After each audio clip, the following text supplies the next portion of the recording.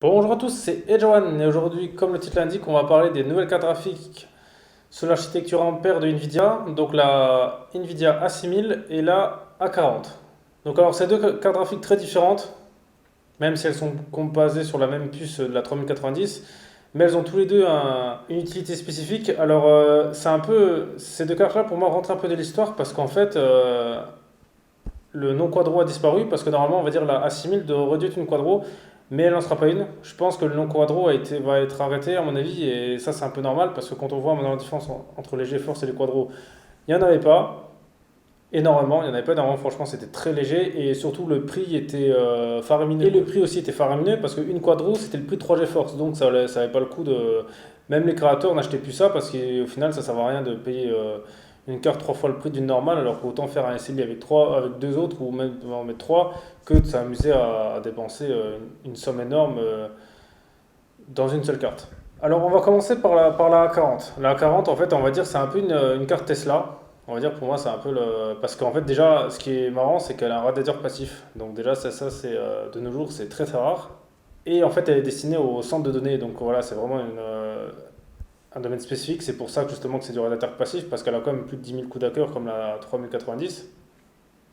Donc à mon avis justement ils se sont dit qu'il n'y a pas besoin de mettre de l'actif sur une carte comme ça. Donc c'est pour ça ils ont simplement mis un passif et puis ça devrait suffire. Donc voilà. Alors le prix pour l'instant je peux pas vous le dire parce que à l'heure où je fais la vidéo le prix est toujours pas là. De toute façon ils sont disponibles en décembre, donc à mon avis pour le prix ils vont attendre un peu. Et puis bon de toute façon je pense que ceux qui vont regarder cette vidéo, à mon avis personne n'en aura besoin dans ce qu'il fait, parce que ça, c'est que les très grosses entreprises qui ont besoin de ce genre de cartes. Donc, la différence entre une 3090 et elle, c'est que la bande passante est beaucoup plus faible, c'est-à-dire que la 3080 est à peu près dans les 960 gigas à la seconde, celle-là est dans les 600. Donc voilà, en gros, c'est ça la différence, mais bon, de toute façon, elle n'est pas faite pour le jeu ou pour faire de la création 3D, étant donné que c'est du passif, donc à mon avis, elle va même pas être utilisée à fond vu que c'est du passif, le radiateur, parce que même 10 000 d'accord en passif, si ça chauffe à fond,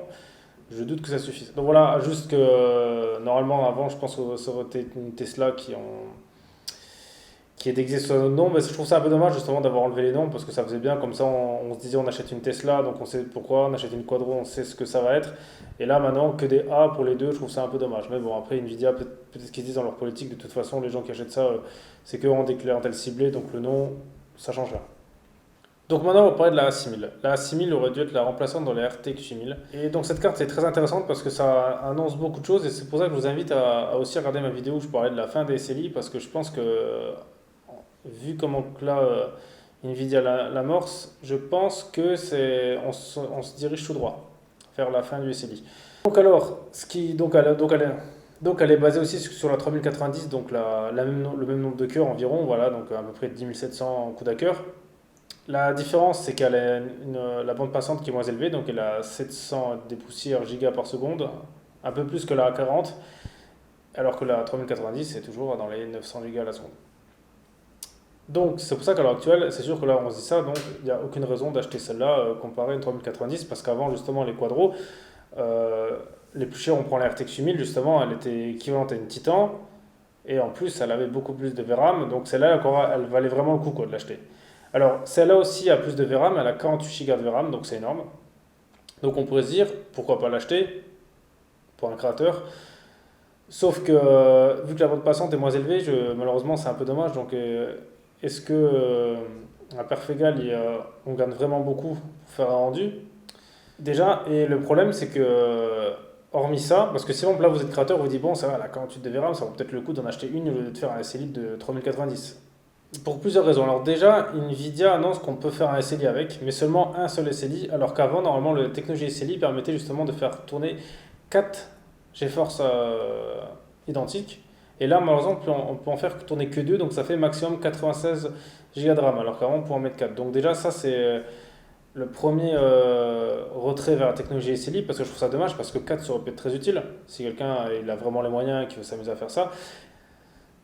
Donc, est-ce qu'avec les RTX 3090 on peut? Ça, je sais pas, parce que pour l'instant, ils annoncent toujours un SLI, donc à voir s'il y en a qui vont s'amuser à tester, et voir si elles fonctionneront en même temps, parce que un SLI et 4 GPU, c'est pas la même chose parce qu'on peut faire justement, c'est-à-dire qu'avoir par exemple deux cartes graphiques, voire quatre, mais c'est-à-dire qu'elles sont séparées, donc c'est-à-dire que par exemple il y a une paire qui marche pour ça et une paire qui marche pour l'autre. C'est-à-dire qu'elles ne fonctionnent pas en même temps. Donc ça c'est différent aussi. Et ensuite sur leur site, Nvidia annonce très bien qu'elles sont destinées aux stations de, de bureau de travail, mais les 96 Go de RAM, le SLI, c'est surtout pour le scientifique, c'est pour les calculs scientifiques. Donc ça c'est pour moi un gros pas en retrait parce que avant justement les quadros étaient plus destinés aux créateurs, donc c'était plus justement pour faire de la 3D. En général c'était le logiciel quand on voyait par exemple 3ds Max, etc., qui étaient tous certifiés pour les quadros. Et même Nvidia sur leur promo c'était ça, voilà, c'était pour les créateurs. Et là avec ça, ça montre que là leur domaine c'est le monde du scientifique. Alors ça expliquerait beaucoup de choses. Déjà quand on voit la tête de la carte graphique, elle est déjà moins épaisse que la 3090.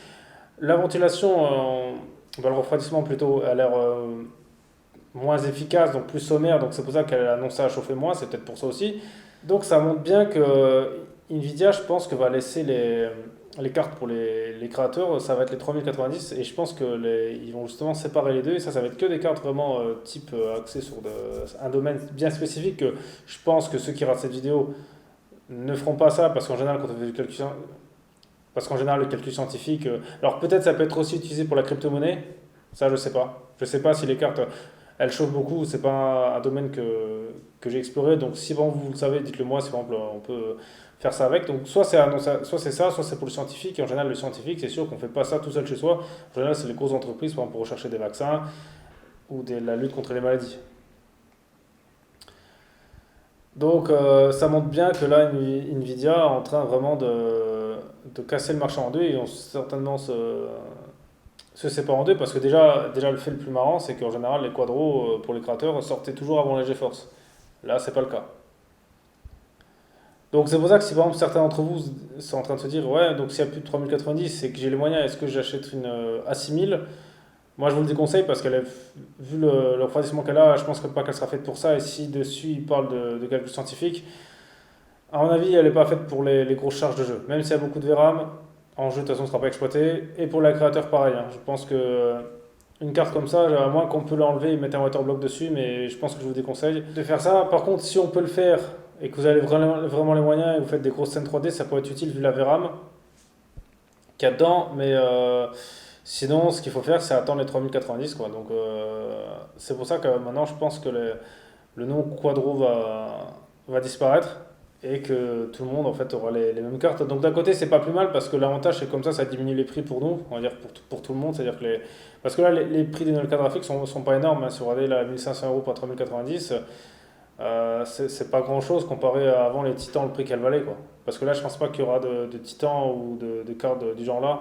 Donc pour moi, d'un côté, c'est comme une bonne nouvelle parce que justement, ça montre que ça permet aux gens de pouvoir accéder, on va dire, au matériel haut de gamme sans forcément dépenser des sommes astronomiques parce qu'avant, acheter une RTX 8000, il fallait vraiment avoir le budget, hein. C'était quand elle est sortie, je crois qu'elle coûtait 10 000 €. Là, celle-là, entre 1500 et 2000 en fonction du modèle qu'on prend, ça montre bien que ça va permettre aussi aux gens pour moi, c'est vraiment pour les créateurs, ce qui est bien, c'est que ça va permettre, je pense, de commencer à faire des trucs très propres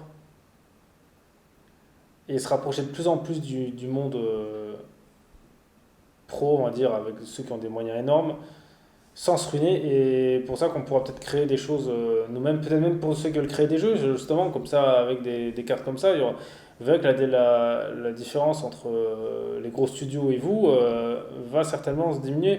Donc c'est pour ça que c'est une très bonne chose. C'est une belle avancée de technologie, ou alors à moins que ça monte les limites de l'architecture Ampère. Ça, on verra ça dans le futur s'ils sortent ça, parce que au final, la décliner en plusieurs cartes de différents types, sans pour autant augmenter la puissance, parce que je sais qu'avant les quadros étaient légèrement plus puissantes que les cartes sur lesquelles elles étaient basées. Bon, c'était pas énorme, c'était de genre aux alentours de 5%, mais là, vu qu'il n'y a pas vraiment d'écart, à mon avis, bon, il faudra avoir quelques benchmarks, mais bon, je pense que j'ai fait un peu le tour des deux cartes là. Donc si vous avez des questions, vous avez des infos que j'ai pas, dites-le moi dans les commentaires, voilà, ça pourrait être intéressant de débattre là-dessus. Donc les cartes là seront justement, comme j'ai dit, seront disponibles en décembre, si certains comme d'entre vous ont les moyens, veulent la tester, ou en auraient besoin pour l'entreprise. Pourquoi pas, ou si vous avez un serveur ou quelque chose, je sais pas, au cas où ça pourrait être utile. Donc voilà, sinon en tout cas, merci à tous d'avoir regardé cette vidéo, c'était Edgeone, on se retrouve très vite pour une prochaine vidéo.